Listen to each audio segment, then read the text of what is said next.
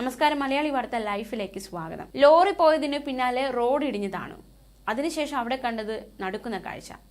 Road ഇടിഞ്ഞതാണ് സ്ഥലത്ത് lorry നീക്കം ചെയ്തപ്പോൾ പഴയ കിണർ കണ്ട് നാട്ടുകാർ ഞെട്ടിയിരിക്കുകയാണ്. കോട്ടയത്താണ് ഈ സംഭവ വികാസങ്ങൾ ഉണ്ടായിരിക്കുന്നത്. വാർത്തയുടെ വിശദാംശങ്ങൾ ദൃശ്യങ്ങൾ നോക്കാം. മണർക്കാട് പള്ളിക്ക് സമീപത്ത് മണർക്കാട് പള്ളി കണിയാങ്കുന്ന് റോഡാണ് ഇടിഞ്ഞതാണെന്ന്. ഇന്നലെ വൈകിട്ടോടെയായിരുന്നു സംഭവം ഉണ്ടായത്. ഈ റോഡിലൂടെ ടിപ്പർ ലോറി കടന്നു പോകുന്നതിനിടെ ലോറിയുടെ പിൻഭാഗത്തെ ഒരു വശത്തെ ചക്രം കുഴിയിലേക്ക് ആണ്ടുപോകുകയായിരുന്നു. ഉടൻ തന്നെ ഇവിടെ ഉണ്ടായിരുന്ന ആളുകൾ ചേർന്ന് JCB ഉപയോഗിച്ച് ടിപ്പർ ലോറി കുഴിയിൽ നിന്നും വലിച്ച് കരയ്ക്ക് കയറ്റി.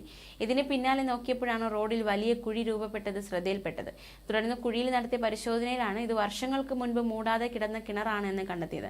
റോഡ് ടാറിങ്ങിന്റെ സമയത്ത് കിണറിന് മുകളിൽ ചുമട് താങ്ങി പോലെ ഭാരമുള്ള വസ്തു കയറ്റിവെച്ച് കുഴി അടയ്ക്കുകയായിരുന്നു. എന്നാൽ ഈ കിണർ കൃത്യമായി അന്ന് മൂടാതെ നടത്തിയ നിർമ്മാണ പ്രവർത്തനമാണ് ഇപ്പോഴത്തെ അപകടത്തിന് കാരണമെന്ന് സംശയിക്കുന്നു. ഭാഗ്യം കൊണ്ടാണ് വലിയ അപകടം ഒഴിവായത് എന്നാണ് നാട്ടുകാർ പ്രതികരിക്കുന്നത്. എന്തായാലും ഇതിന്റെ ദൃശ്യങ്ങൾ കാണാം. പറഞ്ഞോളൂ. ഇപ്പൊ എന്താണ് നമ്മൾ കിണർ രൂപപ്പെട്ടില്ലേ, ബാക്കി നടപടി എന്താ പഞ്ചായത്തിലെ? ഇത് മണർക്കാട് പള്ളി കണിയാങ്കുന്ന് റോഡാണ്.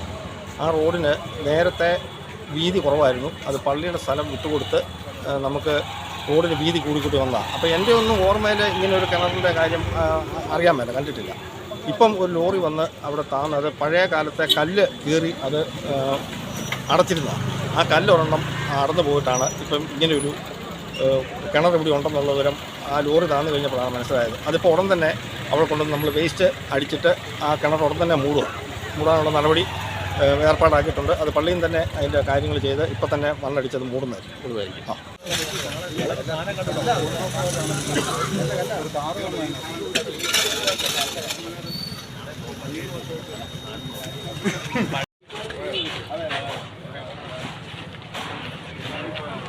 ലോറിയിലൊന്ന് പോവാണ് ജോബി. ലോറി പോയല്ലേ?